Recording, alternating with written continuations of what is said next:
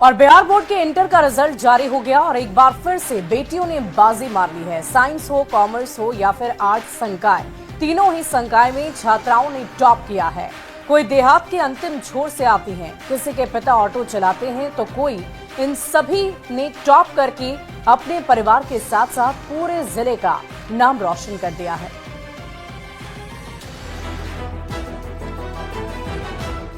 मिठाई, बधाई और चेहरे पर खिलखिलाती मुस्कान। बगहा की प्रिया जायसवाल के घर आज किसी त्योहार जैसा माहौल है। वो भी क्यों ना, बेटी ने टॉप किया है। साइंस स्ट्रीम में बिहार बोर्ड टॉप करने वाली प्रिया ने न्यूज 18 से अपनी सफलता का मंत्र साझा किया। मैंने लिख के ज्यादा पढ़ा था, लिखने से ज्यादा याद होता है, ऐसे पापा जी बोलते हैं। मैंने लिख के ज्यादा पढ़ा था और सभी सब्जेक्ट पे बराबर ध्यान दिया था। प्रिया के लिए ये सफर आसान नहीं था। इनका घर बगहा के देहात में पड़ता है, जहां इंटरनेट भी काम नहीं करता और कोरोना काल में ऑनलाइन पढ़ाई शुरू होने के बाद पढ़ाई और मुश्किल हो गई। इस मुश्किल को आसान बनाने में उनके पिता ने सहयोग किया। प्रिया के पिता संतोष जायसवाल ने हरनाटाण बाजार में घर बनवाया और पूरे परिवार को वहां शिफ्ट कर दिया।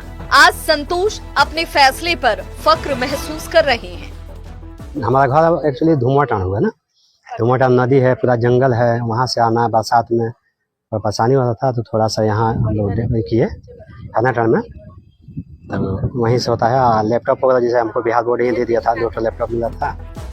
अब इनसे मिलिए कॉमर्स संकाय में पूरे बिहार में टॉप करने वाली रोशनी। इन्होंने अपनी उपलब्धि से अपने परिवार का नाम रोशन कर दिया है। रोशनी वैशाली की रहने वाली है। रोशनी के पिता ऑटो चलाते हैं। इसी खपड़ैल से घर में इनका पूरा परिवार रहता है। परिवार में माता पिता के अलावा एक छोटी बहन और एक छोटा भाई है। रोशनी का कॉलेज यहाँ से 15 किलोमीटर दूर है। रोशनी रोज साइकिल से कॉलेज जाती थी।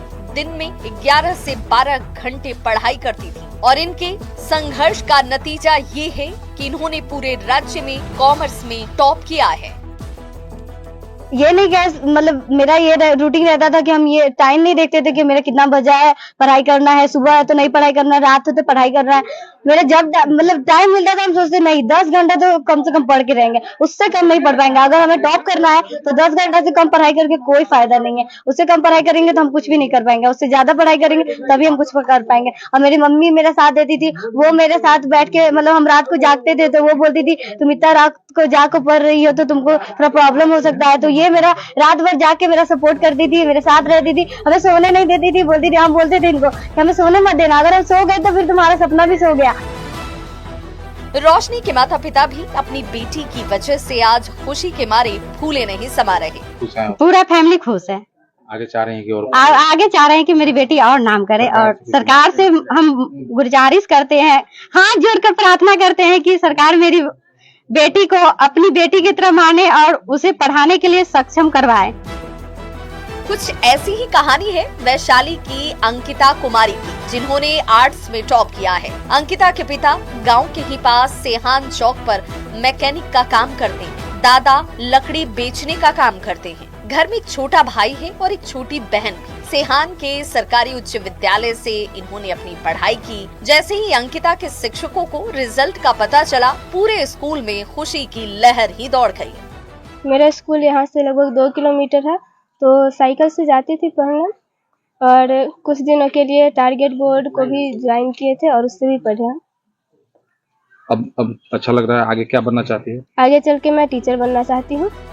प्रिया, रोशनी और अंकिता ने अपनी मेहनत से एक बार फिर ये साबित कर दिया कि अगर मौका मिले तो बेटियां मुश्किल से मुश्किल मुकाम को आसानी से हासिल कर सकती हैं। न्यूज 18 के लिए बगहा से संवाददाता मुन्ना राज के साथ वैशाली से प्रफुल्ल कुमार की रिपोर्ट।